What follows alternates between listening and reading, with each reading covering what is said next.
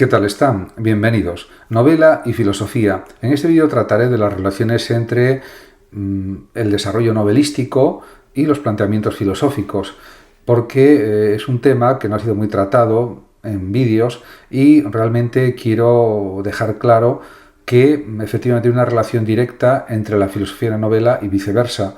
De hecho, existen las novelas filosóficas también. Por tanto, quiero explicar más aspectos relacionados con esta cuestión.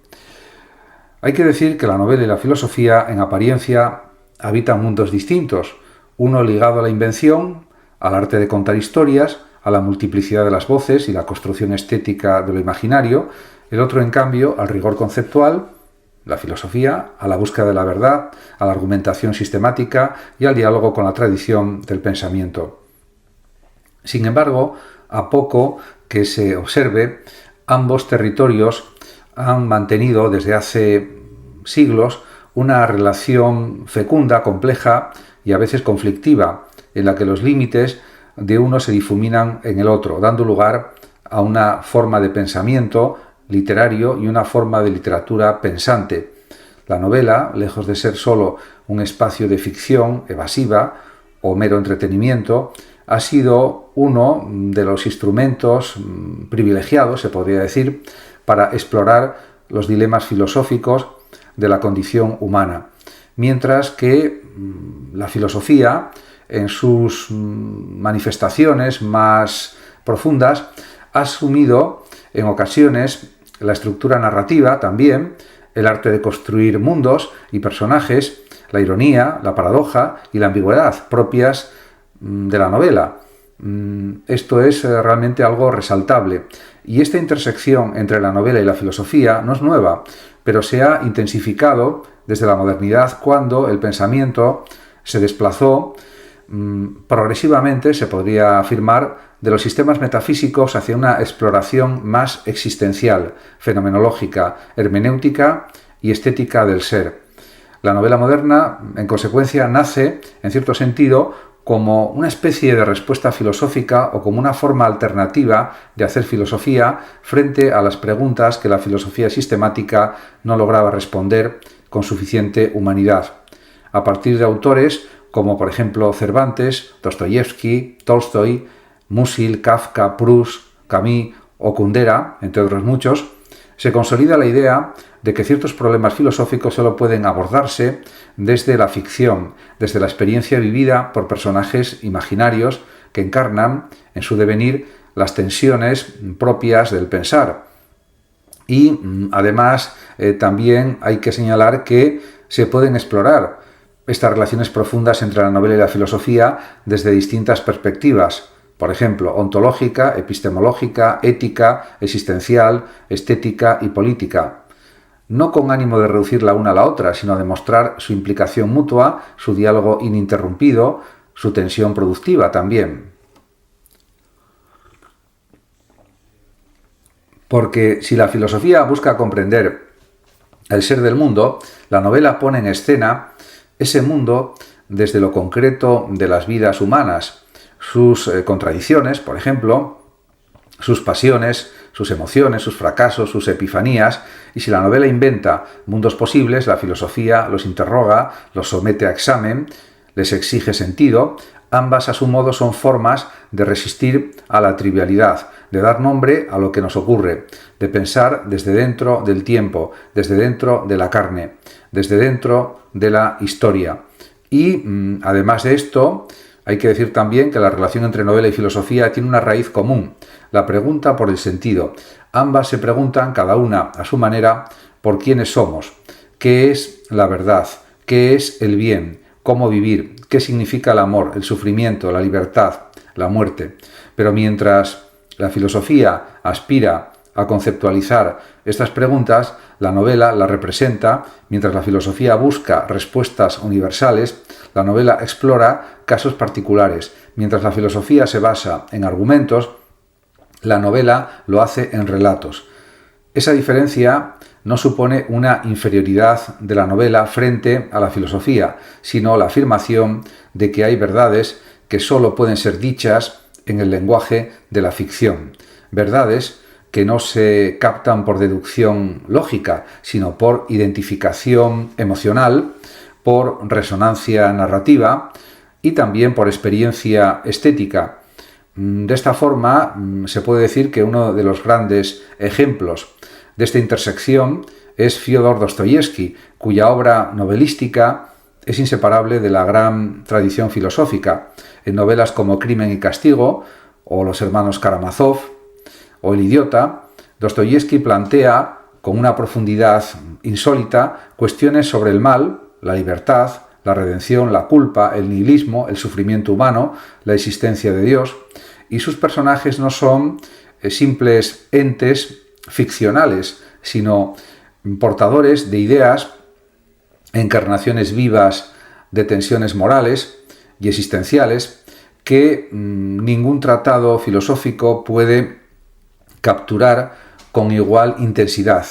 La novela de Dostoyevski no expone ideas de modo abstracto, sino que las dramatiza, las somete a prueba en el escenario turbulento de la vida humana. Raskolnikov, por ejemplo, es el experimento viviente de una idea. ¿Puede alguien cometer un crimen en nombre de un ideal superior sin destruirse a sí mismo? Aparentemente no. La novela, en este sentido, es también un laboratorio filosófico. Esto es muy importante. Un lugar donde se experimenta con las ideas en la materia sensible de la existencia. Lo que Platón temía de los poetas, su capacidad de imitar sin buscar la verdad, se convierte aquí en una virtud. La ficción permite pensar lo real desde lo posible. Y esta posibilidad no es evasión, sino ensayo. De hecho, la novela ensaya lo que significa vivir, lo que implica una decisión, una pasión, una pérdida. Si la filosofía ha de pensar la experiencia, no puede ignorar que la experiencia es en gran parte narrativa. Vivimos contando historias, nos comprendemos en relatos, damos forma a nuestra identidad en tramas abiertas. Y todo esto es de lo que trata también la literatura y la filosofía.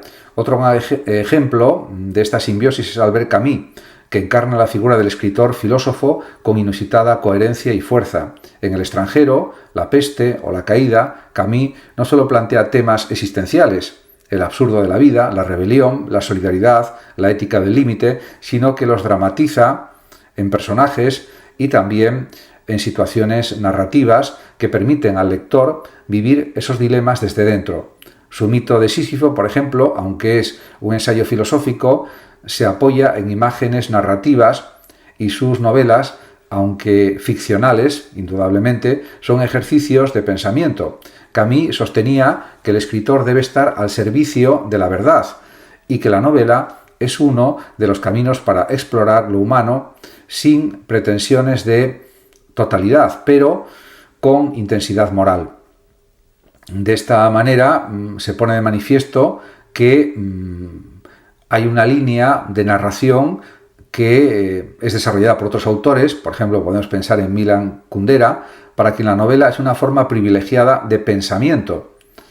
En La insoportable levedad del ser, La inmortalidad o El libro de la risa y el olvido, Kundera reflexiona a través de la ficción sobre el ser, la historia, el cuerpo, la memoria, el amor, la risa, la política, etc. Pero lo hace desde una estructura fragmentaria, irónica, abierta, que pone en cuestión tanto los dogmas ideológicos como los simplismos sentimentales. De hecho, Kundera defiende una idea de novela como el paraíso de los individuos, un espacio donde cada conciencia puede desplegar también su singularidad sin quedar reducida a eslogan o categoría. Para él, el novelista no da respuestas, sino que multiplica las preguntas. No afirma, sino que problematiza. No enseña, sino que revela complejidades. Y todo esto es algo también muy filosófico. Lo mismo puede decirse de Marcel Proust, cuya En busca del tiempo perdido, esta novela, es al mismo tiempo una obra de arte, una exploración de la conciencia, un tratado sobre la memoria, una reflexión estética y a la vez una indagación ética realmente extraordinaria. Proust no escribe filosofía en sentido estricto, pero su narrativa está profundamente impregnada, se podría decir, de pensamiento filosófico. Su atención al tiempo, al deseo, a la identidad, a la percepción, al arte, convierten su novela en una obra de filosofía vivida, donde el yo se busca a sí mismo no en teoría, sino en recuerdos, sensaciones también, asociaciones, palabras. La novela proustiana piensa al mundo desde lo sensible, desde lo vivido, desde lo inestable también. Y de este modo, la novela no es solo un género literario, es una forma de conocimiento, una forma de ética, una forma de mundo. Y su relación con la filosofía es tanto de diálogo como de crítica. La novela puede filosofar, pero lo hace sin convertirse en tratado. Puede pensar, pero no desde la abstracción, sino desde la encarnación. Puede también cuestionar, pero no desde la certeza, sino desde la incertidumbre. En un mundo donde los discursos se polarizan, donde la complejidad es sacrificada en nombre de la simplificación mediática o ideológica, la novela y la filosofía comparten una misma vocación, la de resistir el olvido, resistir al dogma, a la trivialidad, ofreciendo una mirada más honda, más demorada, más inquieta sobre lo humano. Y desde esta perspectiva se puede decir que no es casual que algunos grandes filósofos hayan recurrido a la ficción como instrumento de pensamiento. Platón escribió diálogos dramáticos. Nietzsche recurrió al estilo aforístico y al personaje de Zaratustra. Sartre escribió novelas como La náusea, Unamuno creó Nivolas, precisamente para explorar la angustia religiosa y la sed de inmortalidad. Simone de Beauvoir convirtió sus personajes en vectores de libertad o alienación. Incluso Kierkegaard, en su compleja autoría múltiple, recurrió a seudónimos literarios para explorar las distintas esferas de la existencia. En todos estos casos, lo que se pone en juego es la convicción de que no hay una sola manera de pensar y de que la razón se enriquece cuando dialoga con la imaginación. Y esto es algo realmente esencial. En la era en la que vivimos actualmente, la era digital, marcada por la fragmentación, la aceleración de la vida y el escepticismo y el relativismo, la novela vuelve a ser un espacio privilegiado para el pensamiento. No porque tenga respuestas, sino porque no las evita, porque sabe que vivir es un problema filosófico y que narrar es una manera de buscar sentido, porque también reconoce que el ser humano no es un concepto, sino un drama, y que todo verdadero pensamiento, se podría decir, debe nacer del asombro, de la duda, del deseo de comprender lo que nos pasa, y todo esto es algo clave también. La novela, en suma, piensa narrando, y la filosofía, cuando no se encierra en el sistema, también narra pensando. Su alianza no es unívoca ni tampoco simétrica, pero es necesaria, porque la literatura sin pensamiento puede volverse superficial y la filosofía sin imaginación puede volverse estéril. Juntas abren un camino hacia una sabiduría más humana, más compleja, más fiel a la vida, y de esta manera se puede también afirmar que no hay que elegir entre novela y filosofía, sino leerlas juntas, dejar que se fecunden mutuamente, que se interpelen, que se contaminen, porque cuando un personaje de novela sufre, duda, ama, se equivoca o muere, no estamos ante una ficción sin consecuencias, estamos en realidad ante una forma de pensamiento que nos obliga a mirar de frente lo que somos.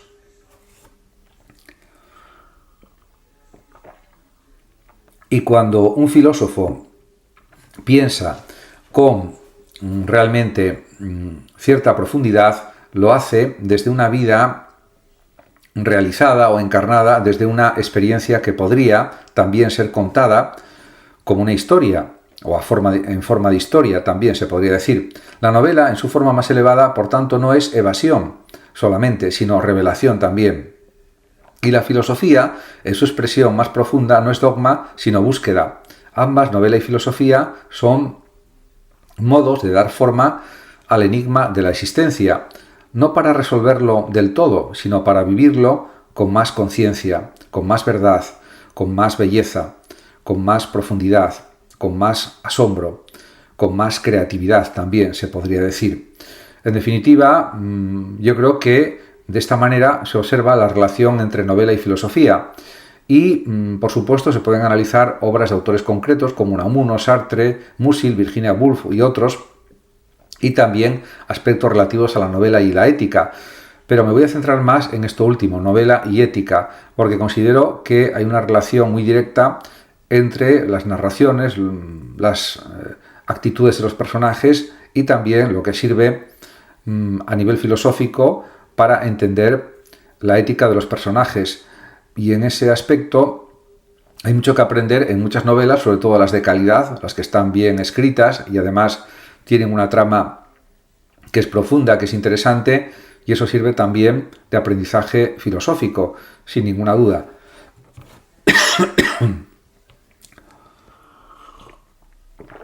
Por tanto, me dedicaré a explicar aspectos de la relación entre novela y ética, que sería lo mismo que decir pensar el bien desde la ficción. De hecho, la ética se pregunta por el bien, por el deber, por la justicia, por lo correcto e incorrecto en la acción humana, y tradicionalmente la filosofía ética ha elaborado sistemas normativos, principios universales, teorías del deber, por ejemplo, deontológicas o no, del fin, teleológicas, o del carácter, virtudes. Y ha reflexionado también sobre lo que debemos hacer y cómo debemos vivir. Sin embargo, al enfrentarse al espesor real de la vida humana, llena de ambigüedades, llena de problemas, de contextos cambiantes, de pasiones, de contradicciones, dilemas, irresolubles en algunos casos, el pensamiento ético se encuentra como un límite. No todo puede ser pensado en términos de máximas generales o algoritmos morales tampoco. La existencia concreta desborda el marco abstracto y esto hay que tenerlo muy en consideración. Es aquí donde entra la novela como forma, se podría decir, privilegiada de reflexión ética, no desde el discurso normativo, sino desde la propia explicitación de situaciones, de conflictos morales, en personajes, acciones, decisiones, etc., y las consecuencias que se derivan de estas decisiones. La novela no predica la virtud o la bondad, ni sanciona el vicio, lo representa. Y en esa representación literaria del bien y del mal, de la elección y el error, y también podemos decir del arrepentimiento, del juicio, la culpa, etc., se produce una experiencia ética indirecta, una, podemos decir, pedagogía moral no dogmática, una invitación a pensar éticamente desde dentro de las situaciones, y además la novela no moraliza, pero obliga al lector a juzgar, a comprender, a sentir. Es en ese proceso donde la ficción se convierte en espacio de formación ética. Y, por tanto, diríamos que ya Aristóteles, en su Poética, intuía que el arte, y en especial la tragedia, tenía una función ética mediante la catarsis, es decir, la purificación emocional a través del temor y la compasión. Esa intuición se prolonga también en la novela, que ha sido, desde su surgimiento, desde su nacimiento moderno, un laboratorio de problemas morales. A diferencia del ensayo filosófico que analiza en abstracto, la novela pone en escena la acción humana situada, con todos sus, diríamos, condicionamientos históricos, sociales, psicológicos, familiares, culturales, etc. Y nos confronta también con preguntas que no tienen una sola respuesta correcta. ¿Es lícito, por ejemplo, hacer el mal en nombre del bien? ¿Qué significa traicionar? ¿Cómo se justifica, por ejemplo, un sacrificio? ¿Hasta qué punto somos responsables de nuestros actos, de nuestras decisiones, de nuestros comportamientos? ¿Es posible perdonar? ¿Y de qué modo? ¿Qué es la justicia? Son preguntas muy abiertas. Un ejemplo canónico de esta dimensión ética de la novela lo encontramos, por ejemplo, en Tolstói, particularmente en Ana Karenina y también en Resurrección. En ellas se muestra cómo las elecciones individuales de los personajes tienen consecuencias morales no solo para uno mismo, sino para los otros, para las otras personas. Tolstói explora, en este sentido, la lucha entre el deber social y el deseo personal, entre la culpa y la redención, entre la ley y la conciencia.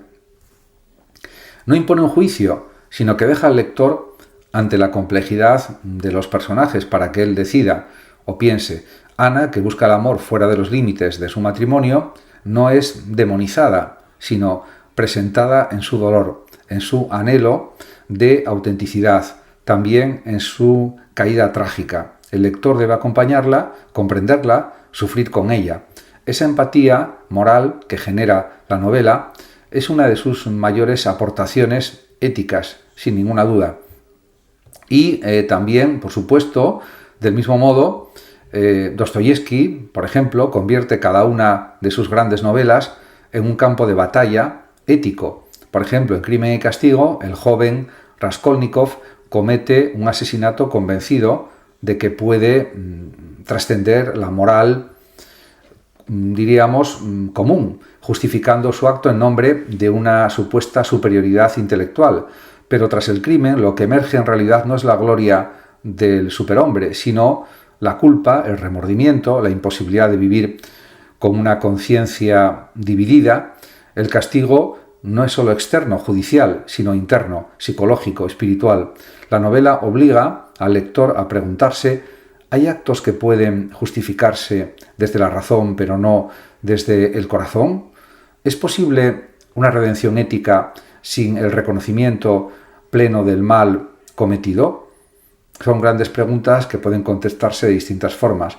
Aquí la novela realiza una operación crucial. Revela o manifiesta que lo ético no es solo una cuestión de normas, sino de conciencia, de vida interior sobre todo, de tensión entre el yo y los otros, entre la libertad y la responsabilidad. No se trata de aplicar reglas fijas, sino de evitar el conflicto moral.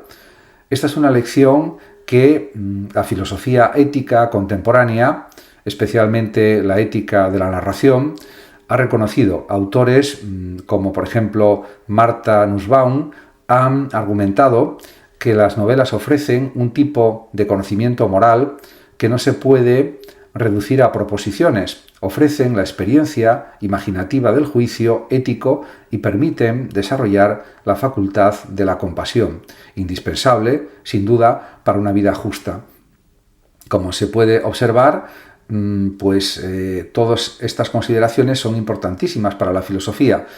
Además, en su libro El conocimiento del amor, Nussbaum estudia novelas como algunas de George Eliot para mostrar cómo la literatura educa la sensibilidad moral. A través de la identificación con personajes complejos, por ejemplo, los lectores aprenden a ver el mundo desde otras perspectivas, a tolerar la ambigüedad, a reconocer también la fragilidad de los otros. Para Nussbaum, se puede afirmar que la novela es un instrumento moral y político porque forma ciudadanos más conscientes, menos dogmáticos, también ciudadanos más capaces de deliberar desde la empatía. La imaginación narrativa, por tanto, en este sentido, no es un lujo estético, sino una necesidad ética. Y esto conviene ponerlo de relieve. También Simone Weil, desde otra perspectiva, reconocía el valor ético de la literatura. En su lectura de la Ilíada, veía en el poema épico una revelación también de la desgracia humana, de cómo la violencia cosifica al otro, lo reduce a cosa. Weil decía que la verdadera virtud consiste en no mirar a otro ser humano como un medio o como una amenaza, sino como un fin en sí mismo, algo parecido a lo que decía el propio Kant. Esta sensibilidad está presente en muchas novelas que muestran el daño, el sufrimiento, la injusticia desde la mirada del que lo padece y no solo desde quien lo provoca. La novela enseña, por tanto, a mirar al otro no como un personaje secundario de nuestra historia, sino precisamente como protagonista de su propio mundo. Y esto es algo también fundamental. En este sentido, la novela puede ser vista como una escuela de atención moral, como la llama Iris Murdoch. Murdoch, filósofa y novelista, sostenía que el mayor desafío ético es ver bien, mirar sin deformar, sin proyectar en el otro nuestros prejuicios o falsas ideas, sin instrumentalizarlo. La novela, con su capacidad para sumergirnos en otras mentes, en otras vidas, nos entrena en esa mirada moral. No es casual que muchos de los conflictos éticos en las novelas surjan precisamente de la falta de comprensión, de la ceguera emocional, del orgullo o la indiferencia. Leer una novela con atención es un acto ético, exige tiempo, paciencia, apertura, y esa disposición es la misma que requiere una vida moral auténtica. Muchas gracias a todos por su atención y hasta mi próximo vídeo. El que lo desee puede compartir este vídeo, darle like o suscribirse a mi canal de YouTube. Hasta pronto.